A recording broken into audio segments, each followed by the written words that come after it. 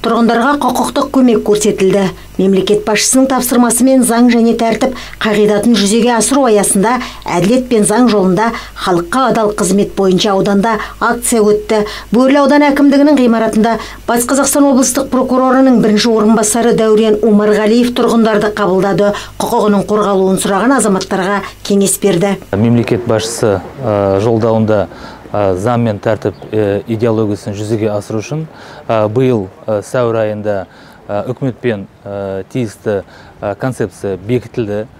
Осыған орай біздің де Батыс Қазақстан облысында прокуратура органдарының тарапынан, облыстық прокурордың тарапынан бірқатар іс-шара жоспарланып, әрбір ауданға басшы құрам прокуратура облысының орынбасарлары шығып, осы халықпен тиісті кездесу өткізіп, туындаған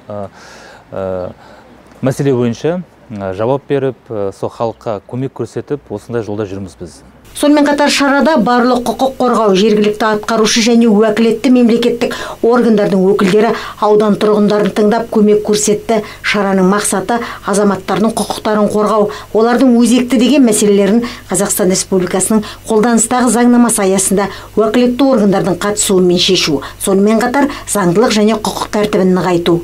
Жалпы халықтың белсенділігі өте жоғары, өйткені біздер алдын ала тиісті ақпарат береміз, осындай күн осындай қабылдау өтеді деп.